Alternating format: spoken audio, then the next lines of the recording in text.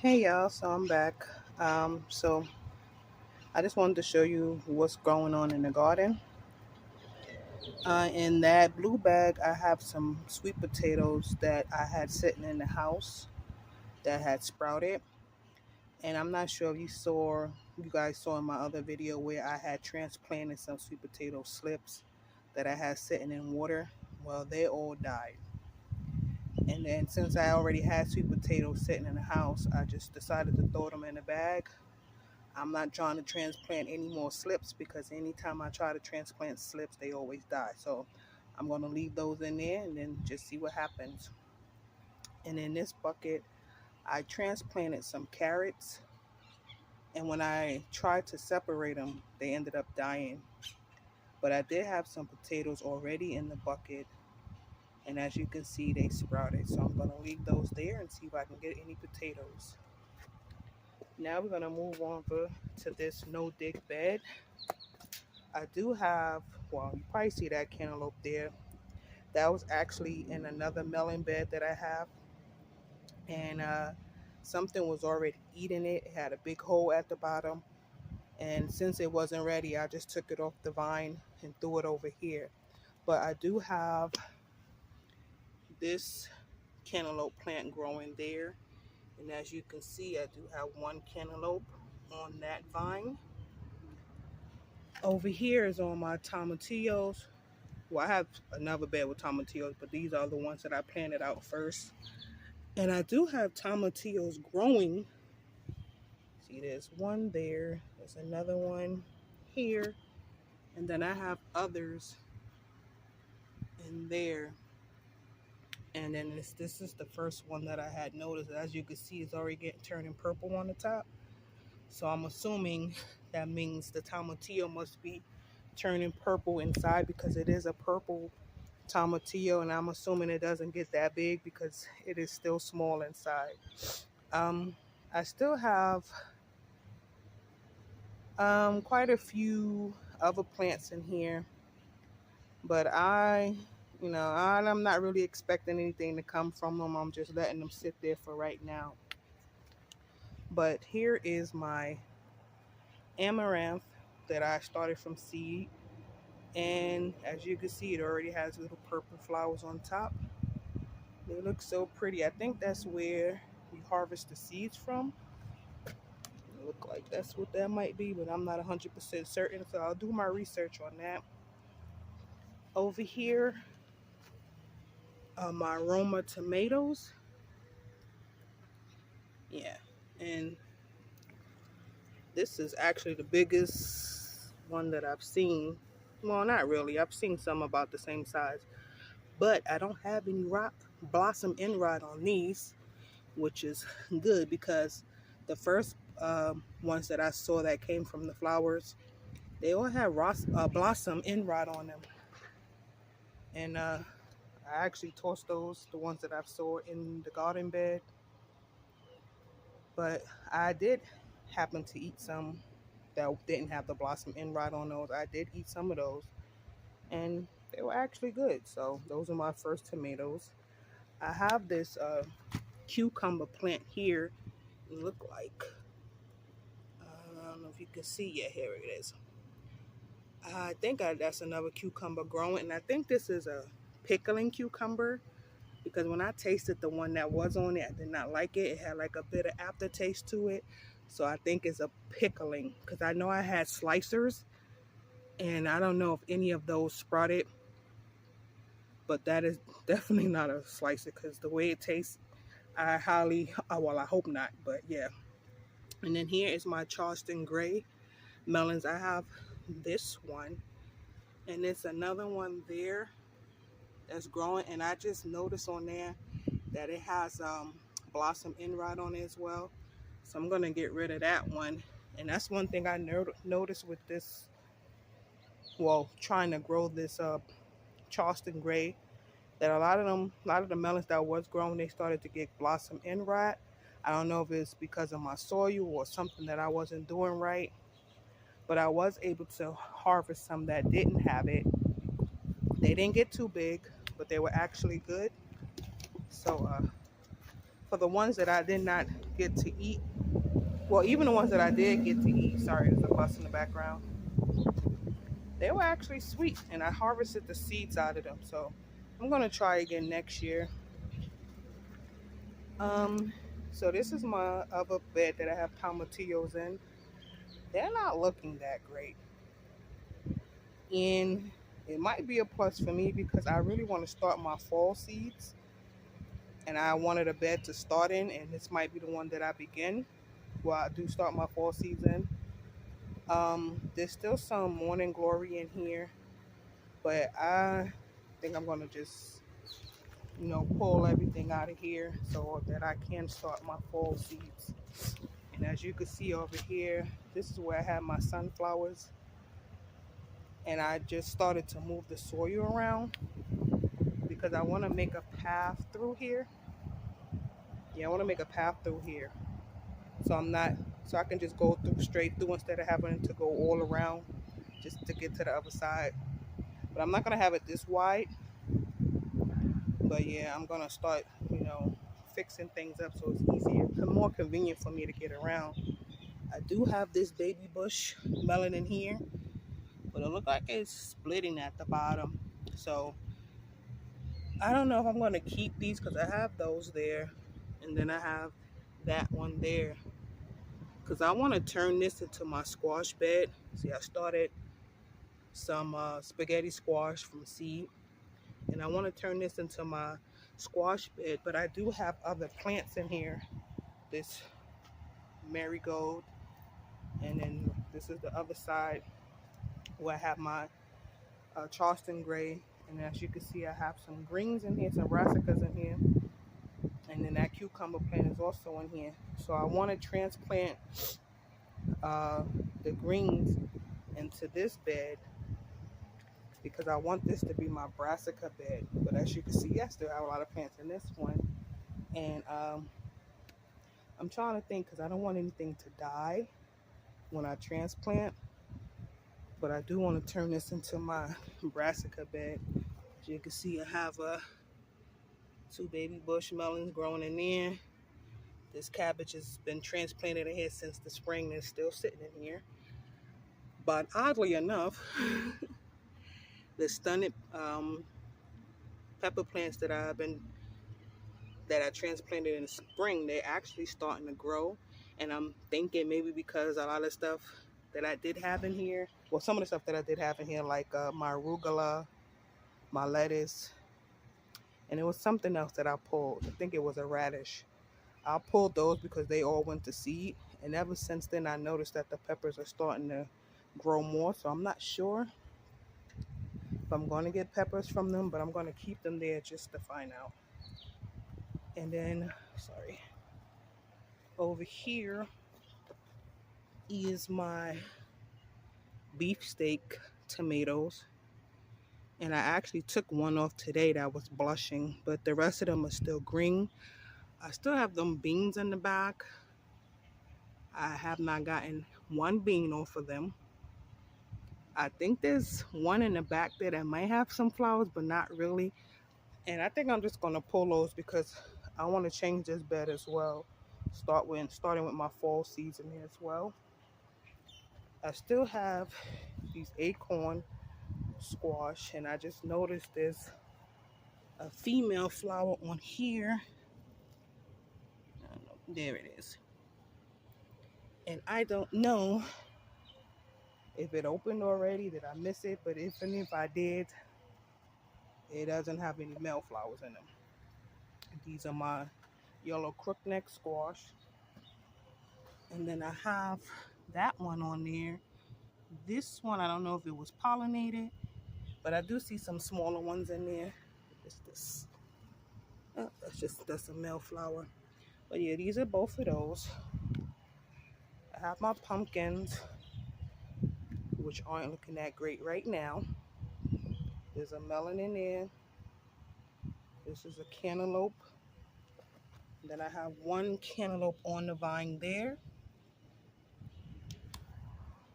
Now with this, I told you guys in one of my previous videos that I had this watermelon plant appeared.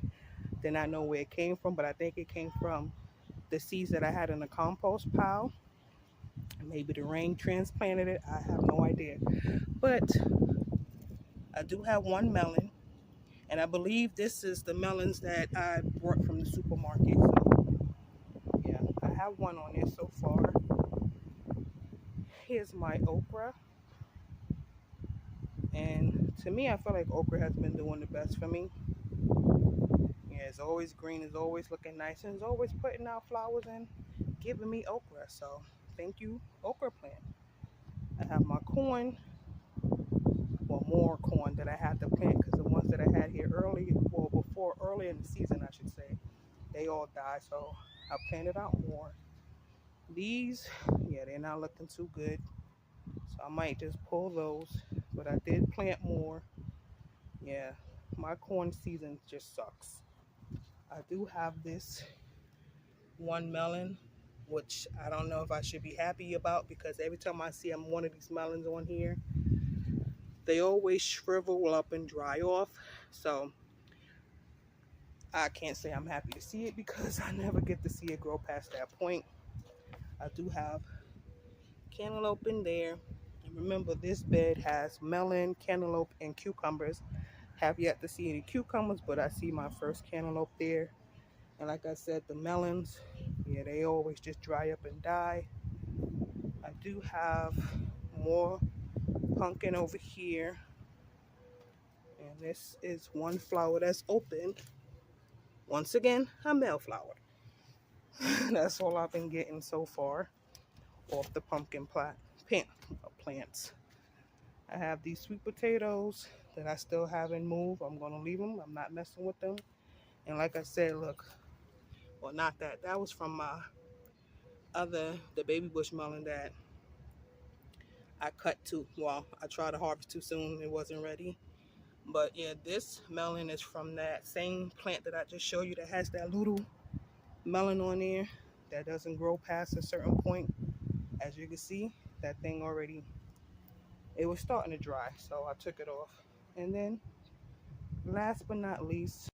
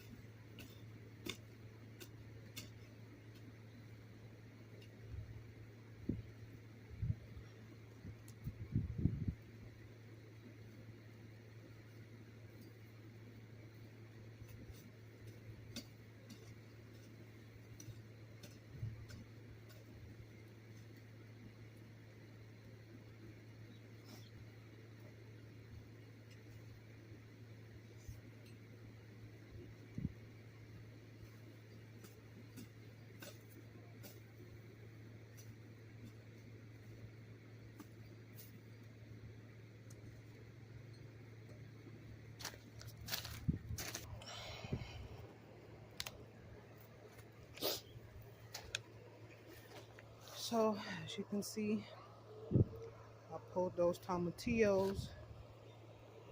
I did pull one Morning Glory. That's because it was attached to the tomatillos. I'm not sure if it'll transplant, but I'm going to try. I still have this Morning Glory, and then there's another one here.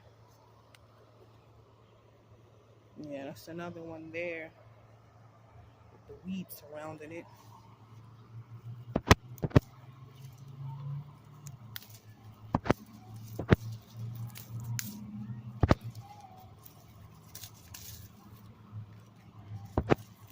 I have not seen any flowers on the Morning Glory, so I'm debating if I should keep it, because as you all know, we're about to enter into fall next month, and this is my first time growing Morning Glory, and I don't know if it'll ever produce any flowers, but